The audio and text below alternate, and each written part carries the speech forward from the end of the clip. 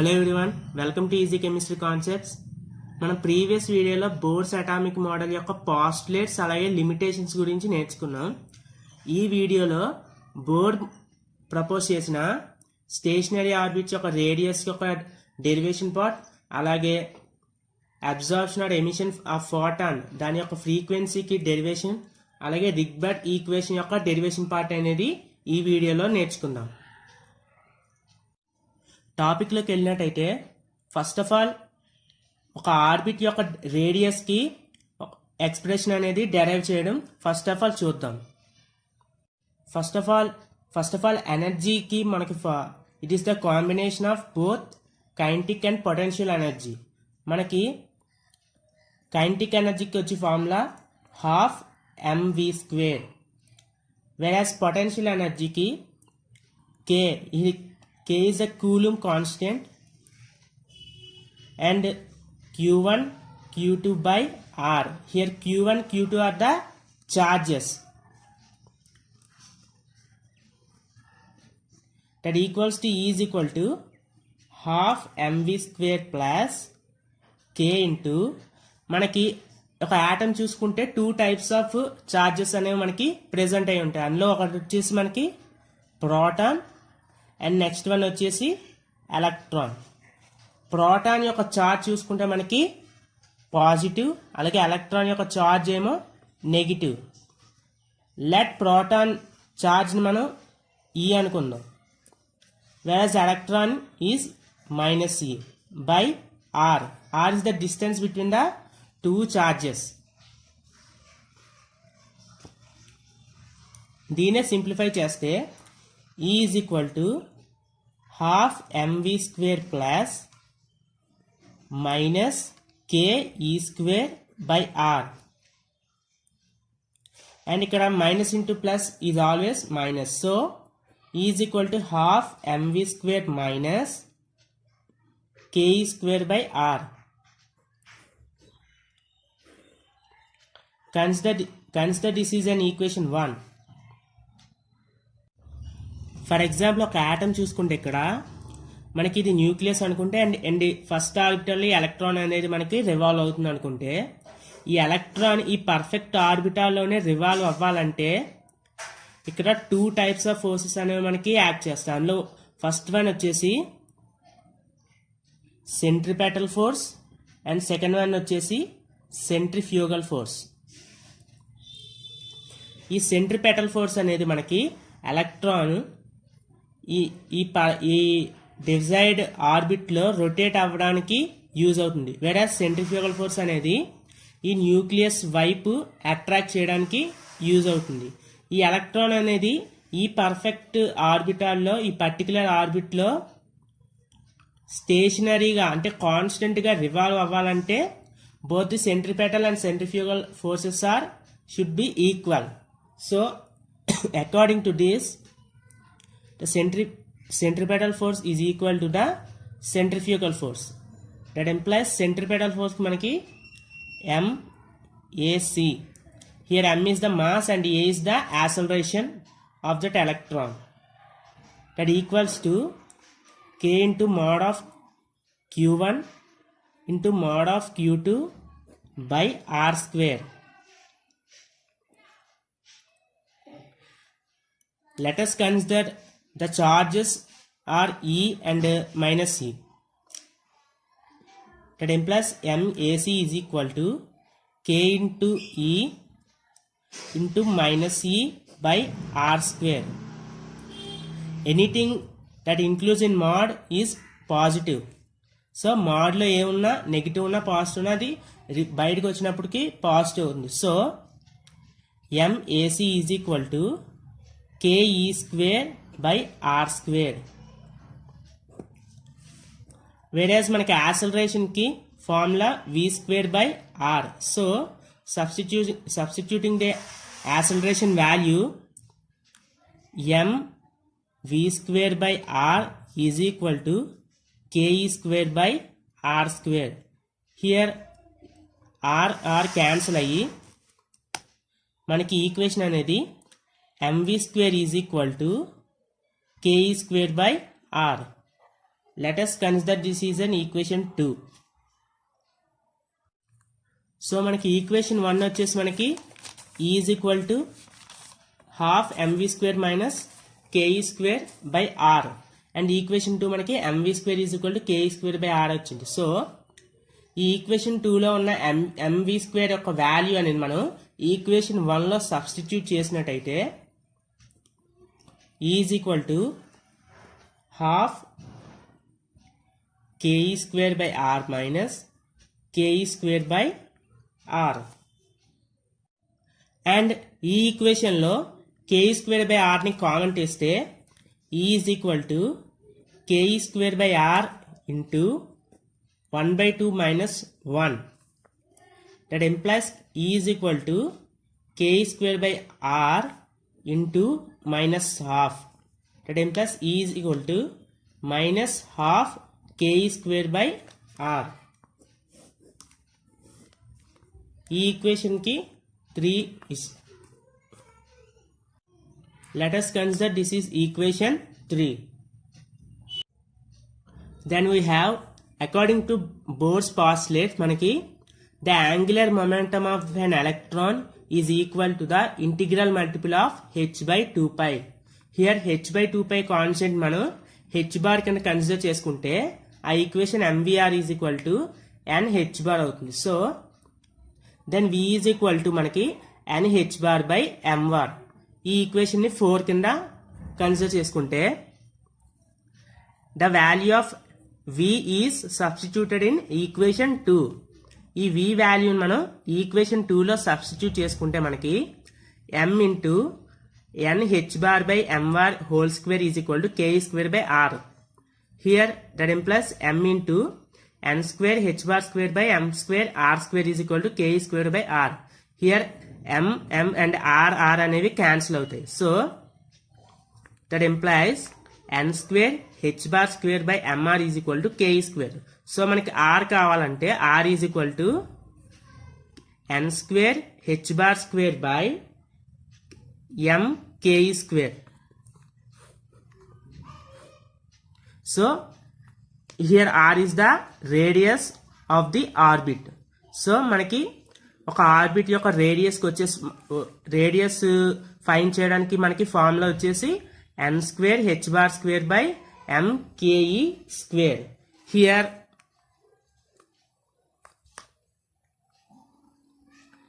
n h bar square by m ke square ఇది వచ్చేసి మనకి కాన్స్టెంట్. సో దీన్ని మనం a0 కింద కన్సిడర్ చేసుకుంటే r is equal to n square a0.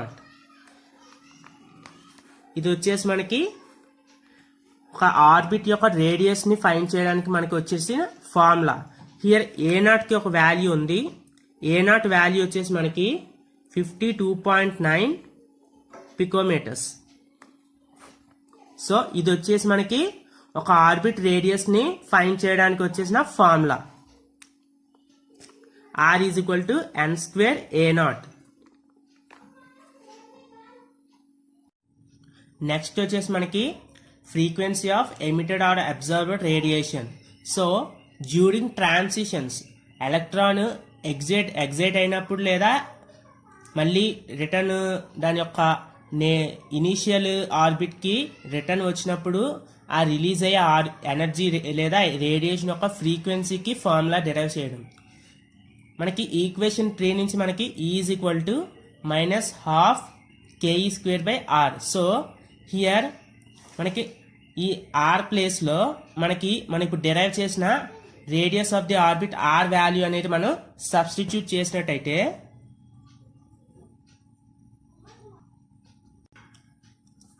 then we have E is equal to minus half ke square by n square h bar square by m ke square. So ఇది reciprocal అయితే E is equal to minus half ke square into m ke square by n square h bar square.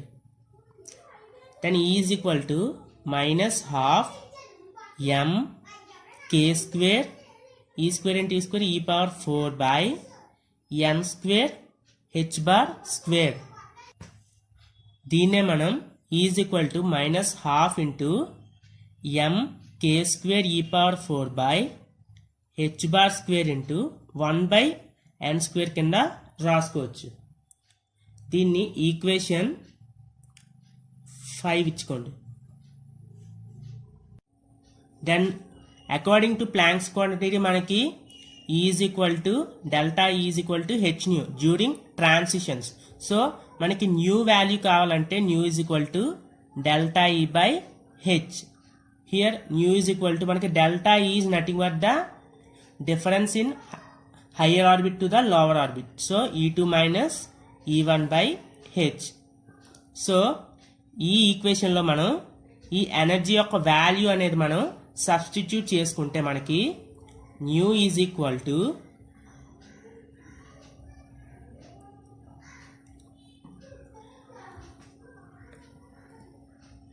Minus half m k square e power 4 by h bar square into 1 by E2 కాబట్టి N2 square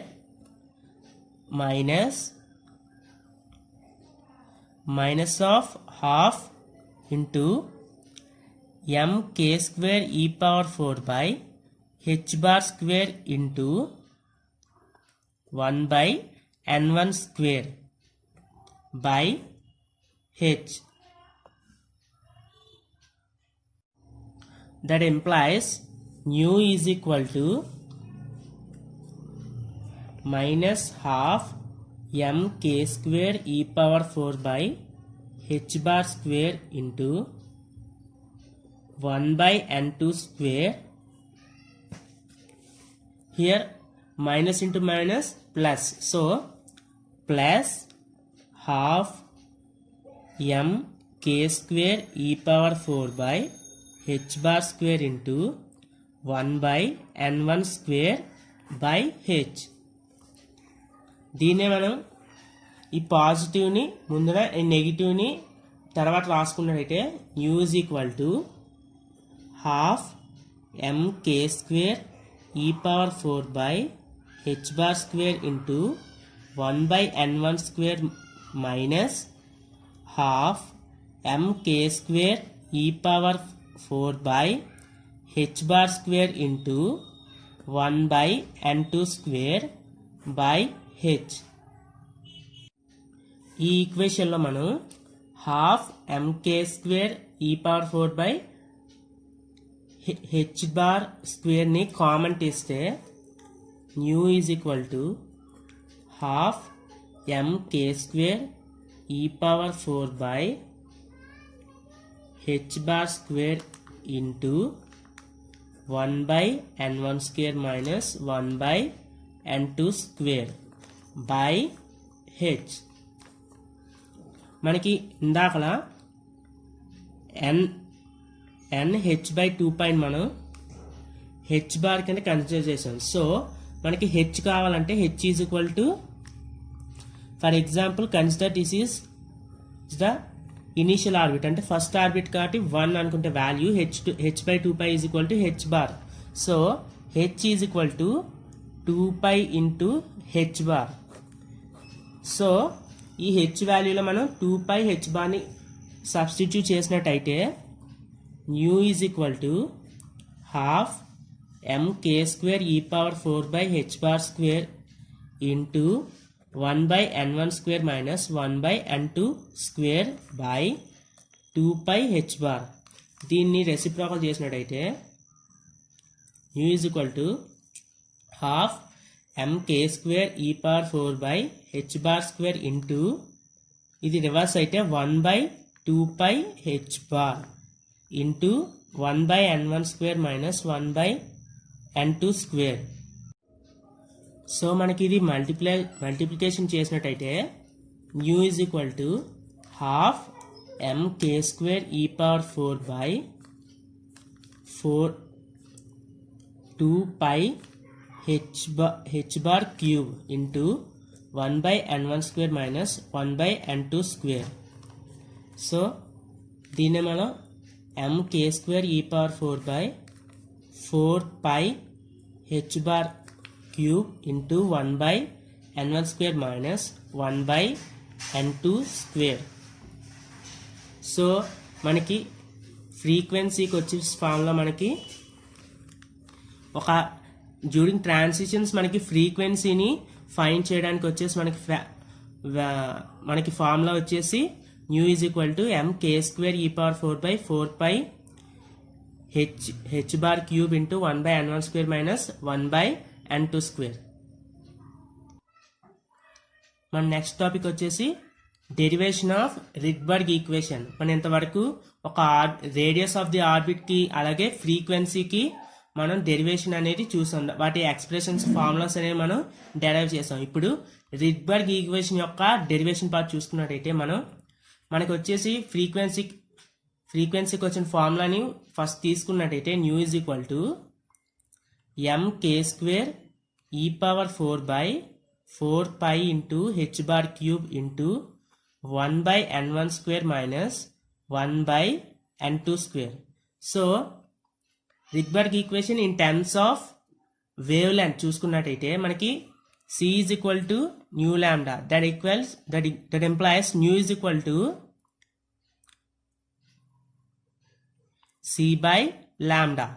so nu place లో మనం c by lambda అని వేసుకున్నట్టయితే that equals to mk square e power 4 by 4 pi h bar cube into 1 by n1 square minus 1 by n2 square. So దీనే మనం c into 1 by lambda కింద రాసుకోవచ్చు. That equals to mk square e power 4 by 4 pi h bar cube into 1 by n1 square minus 1 by n2 square. So ఈ c ని ఇటువైపు తీసుకెళ్ళినట్టయితే 1 by lambda is equal to mk square e power 4 by 4 pi h bar cube into c into 1 by n1 square minus 1 by n2 square. So ఈ value వచ్చేసి మనకి constant.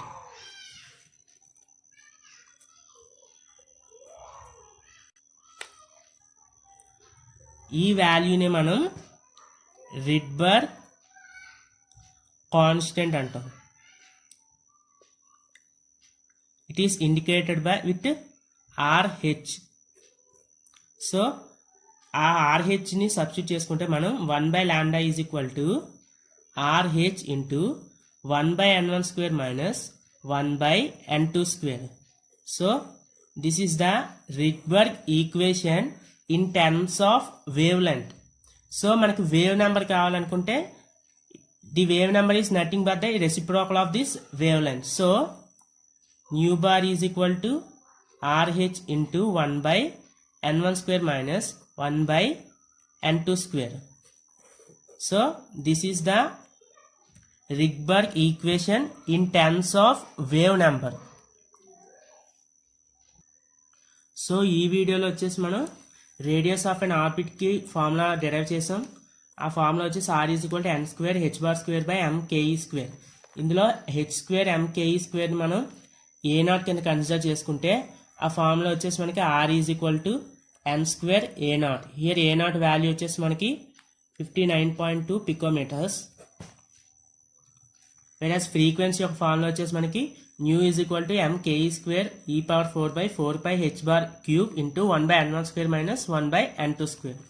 అలాగే Rydberg equation derivation చూసాం. అందులో 1 by lambda is equal to mk square e power 4 by 4 pi h bar cube c into 1 by n1 square minus 1 by n2 square. Here mk square e power 4 by 4 pi h bar cube c ని ఈ constant మనం RH తో indicate చేస్తాం. దీన్నే Rydberg constant అంటాం. So ఆ equation వచ్చేసి మనకి 1 by lambda is equal to RH into 1 by n1 square minus 1 by n2 square. Whereas in terms of wave number ఆధారంగా చూసుకుంటే new bar is equal to RH into 1 by n1 square minus 1 by n2 square. So ఈ వీడియోలో మనం ఒక radius of an orbit కి అలాగే ఫ్రీక్వెన్సీకి అలాగే రిడ్బర్గ్ ఈక్వేషన్ యొక్క డెరివేషన్ పార్ట్ అనేది చూసాం. నెక్స్ట్ వీడియోలో డి బ్రాగ్లీస్ ప్రిన్సిపల్ అలాగే Heisenberg's uncertainty principle on the basis of dual to explain the dual behaviour of matter. ఆ టాపిక్స్ గురించి మనం నెక్స్ట్ వీడియోలో చూద్దాం. Thank you for watching. ఈ వీడియో కనుక మీకు నచ్చినట్లయితే సబ్స్క్రైబ్ చేయండి, పక్కనే ఉన్న బెల్ ఐకాన్ యాక్టివేట్ చేసుకోండి సో దట్ మా లేటెస్ట్ వీడియోస్ మీడియా ఫస్ట్ చూడవచ్చు.